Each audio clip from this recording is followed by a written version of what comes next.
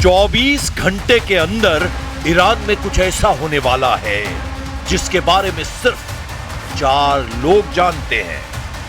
पहले हैं Donald Trump, दूसरे हैं बेंजामिन नेतन्याहू, तीसरा नाम है जेडी वेंस और चौथा नाम है पिट हेग्सेन। एजेंडा साफ है, ईरान का एटमी प्रोग्राम अब सीक्रेट नहीं रह सकता। अमेरिका और इजराइल बराबर की डोज ईरान को फिर से देंगे, इस बात पर ट्रंप ने मुहर लगा दी है।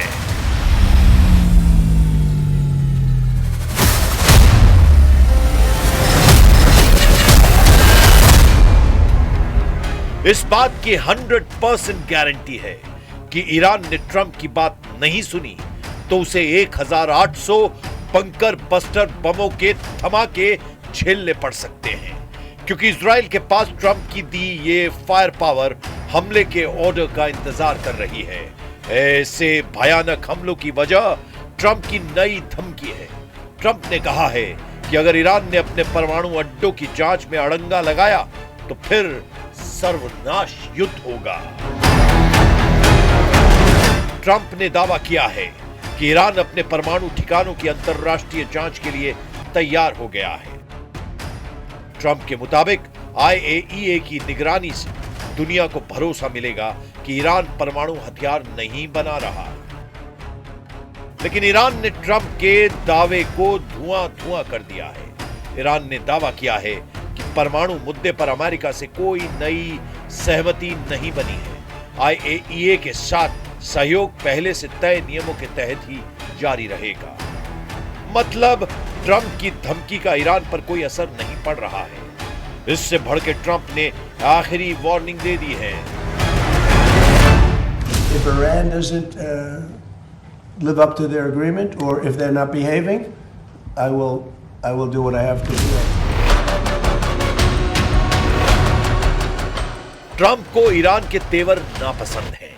उन्हें ईरान की अकड़ पसंद नहीं आ रही है, जबकि ईरान दावा कर रहा है कि डील में एटमी सेंटर की जांच का जिक्र तक नहीं किया गया। फिर अचानक न्यूक्लियर साइट पर ट्रंप रेड क्यों डालना चाहते हैं?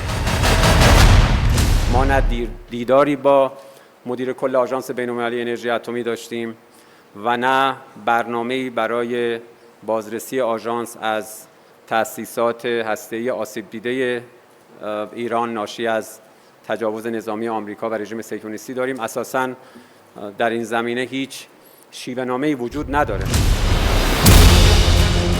अमेरिका इजराइल ने ईरान के परमाणु हथियारों के सफाई के लिए यह युद्ध शुरू किया था। इतनी भयानक लड़ाई के बाद भी एटमी थ्रेट बरकरार है। इसीलिए ट्रंप समझौते के बीच फिर से एटम बम को सेंटर स्टेज पर ले आए हैं। ट्रंप की हिट लिस्ट में ईरान के परमाणु ठिकानों में नंबर 1 पर नतांज न्यूक्लियर साइट बताई जा रही है, जहां इजराइल अमेरिका ने बमबारी कर भारी तबाही मचाई थी। ट्रंप चाहते हैं कि नतांज का चप्पा चप्पा खंगाला जाए, ईरान के एटम बम ग्रेड यूरेनियम की जांच की जाए, लेकिन ईरान टस से मस नहीं हो रहा है, जिससे बारूदी टकराव का खौफनाक माहौल बन चुका है, जिसे देखते हुए इजराइल ने अपने नए वॉर कमांडर के नाम का ऐलान कर दिया है। नेतन्याहू ने ईरान को सबक सिखाने के लिए कमांडर बराक को कमान सौंप दी है। Brigadier general Barak Hiram Israeli defence force के ऑपरेशनल डिवीजन चीफ का जिम्मा संभालने जा रहे हैं। जनरल बराक हिराम पहले गजा डिवीजन के कमांडर थे। उससे पहले 99वीं डिवीजन के कमांडर के तौर पर उनका बहुत नाम हुआ था। हमास से किबुत्स बेरी की लड़ाई में बराक हिराम ने जबरदस्त सफलता पाई थी। General Barak brigadier general Israel Shomer की जगह ले रहे हैं, जिन्होंने इसी महीने ऑपरेशंस डिवीजन चीफ का पद अचानक छोड़ दिया था।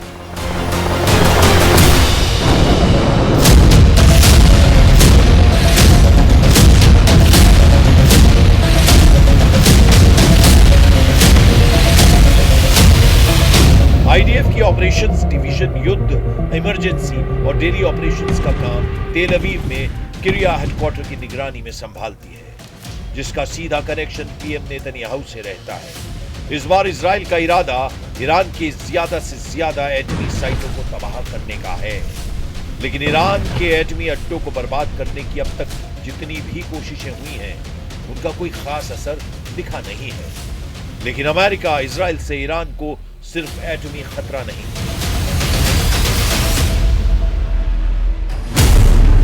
ईरान का सबसे बड़ा खतरा अपने परमाणु अड्डों को लेकर है। ईरान को खतरा उसकी सबसे बड़ी ताकत मिसाइल बेस को लेकर है। ईरान को खतरा उसकी सबसे बड़ी फोर्स रेवोल्यूशनरी गार्ड्स को लेकर है। ईरान को खतरा उसके तेल के ठिकानों को लेकर भी है, जिस पर इजराइल की नजरें गड़ी हुई हैं। ये चारों ताकत इस वक्त अमेरिका और इजराइल के टारगेट पर हैं, क्योंकि नेतन्याहू की ये धमकी तेहरान में सभी लीडर गौर से सुन रहे हैं। No matter what happens in the talks, with an agreement, without an agreement, I pledge to you that Iran, as long as I'm Prime Minister, will never have a nuclear weapon. Never. As long as I am the Prime Minister of Israel, I will not let that happen. Iran के नक्शे पर दिखाई दे रही जिन location Israel ने set कर लिया है, उसे देखते चलिए। ईरान की राजधानी तेहरान से करीब 150 किलोमीटर दूर कौम, तेहरान से करीब 300 किलोमीटर दूर अरक, तेहरान से 316 किलोमीटर दूर नतांज सिटी, तेहरान से करीब 400 किलोमीटर दूर इस्फहान शहर, तेहरान से 500 किलोमीटर दूर अर्दकन शहर, तेहरान से 1000 किलोमीटर दूर बू शहर। इन जगहों को इजराइल ने लॉक कर दिया है।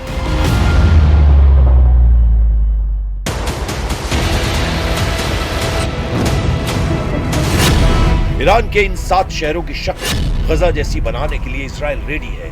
यहां लेबनान जैसे खंडहर ट्रंप बना सकते हैं। इन सभी शहरों में सीरिया जैसी बारूदी तबाही की शुरुआत किसी भी वक्त हो सकती है, क्योंकि इजराइल और अमेरिका दोनों को ईरान के एटम बम से डर लगता है। ट्रंप कई बार ये दावा कर चुके हैं कि अमेरिकी किसी भी कीमत पर ईरान को एटम बम नहीं बनाने देंगे, लेकिन ईरान ने सभी प्रतिबंधों को हवा में उड़ाकर न्यूक्लियर हथियारों के कारखाने को एक्टिव कर रखा है। ईरान के परमाणु हथियारों के गोदाम के तौर पर 5 अड्डों की निशानदेही हो चुकी है, जिसमें सबसे पहला नाम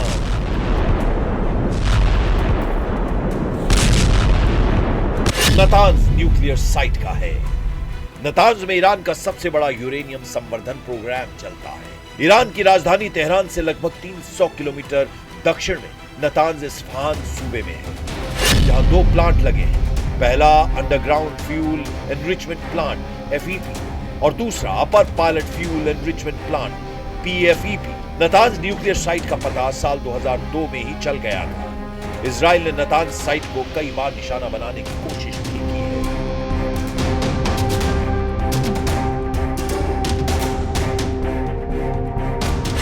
मुस्तफा खामनेई के एटमी अड्डे में पहाड़ पर बना एक ठिकाना भी है। ईरान के कौम शहर से 20 मील दूर फोर्डो परमाणु प्लांट है। साल 2015 में इस समझौते के बाद ईरान को फोर्डो में यूरेनियम संवर्धन बंद करना पड़ा था। हालांकि अब यहां 1000 से अधिक सेंट्रीफ्यूज काम कर रहे हैं। पहाड़ी परमाणु प्रयोगशाला की तर्ज पर ईरान ने इस्फहान में भी न्यूक्लियर हथियार का कारखाना बना रखा है, जहां fuel plate fabrication plant, uranium conversion facility तैयार की जाती है। इन्हीं से यूरेनियम को यूरेनियम हेक्साफ्लोराइड में बदला जाता है, जिसे सेंट्रीफ्यूज में डाला जाता है। इस्फहान में यूरेनियम मेटल बनाने के उपकरण भी है, जो परमाणु बम के कोर को बनाने में किया जा सकता है। IAEA ने हाल की जांच के बाद कहा कि इस्फहान में सेंट्रीफ्यूज पार्ट्स बनाने की मशीनें हैं।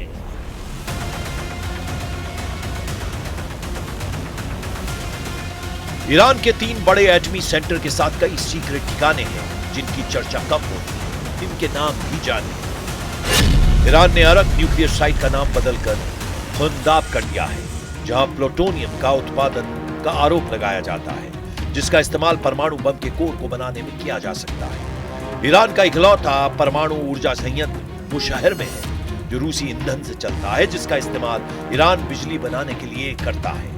ईरान का एक एटमी अड्डा यज़्द रेगिस्तान में बताया जाता है। ईरान के एटमी हथियारों का बेस पार्चिन में है। इस साइट पर ईरान मिसाइलों की टेस्टिंग भी करता है।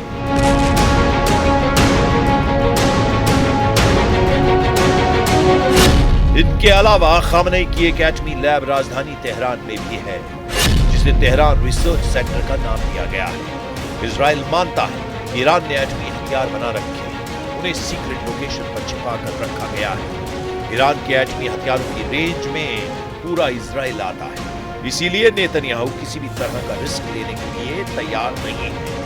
उन्होंने ये तक कहा है कि इजराइल को जल्द वो हथियारों के मामले में आत्मनिर्भर बनाने वाले हैं। वेस्ट बैंक में मिलिट्री कमांडरों के साथ बैठक में नेतन्याहू ने बात कही कि इजराइल अमेरिका के हथियारों के भरोसे ईरान जैसे दुश्मन से युद्ध नहीं जीत सकता, इसीलिए वो खुद अपने हथियारों को बनाने पर जोर दे रहे हैं। उधर ईरान इस बात पर जोर दे रहा है कि इजराइल लेबनान पर हमले बंद करे। यूएन में ईरान के राजदूत ने लेबनान को रेड लाइन कह दिया है। Security and territorial integrity of Lebanon should be respected. The war against the Lebanese people should be stopped. There shouldn't be any new attack against Lebanon. And we believe that the termination of war and military operation in Lebanon includes the withdrawal of the Israeli forces from Lebanon territories and ending the occupation. Beirut की सड़कों पर Iran के पूर्व और नए supreme leader के billboard लग गए हैं। लेबनान के लड़ाके इजराइल को टक्कर देने का ऐलान कर रहे हैं। मतलब युद्ध रुकने के आसार फिर से कम होते जा रहे हैं। 24 घंटे के अंदर ट्रंप का मूड नहीं बदला तो ईरान को डरावना सरप्राइज मिल सकता है।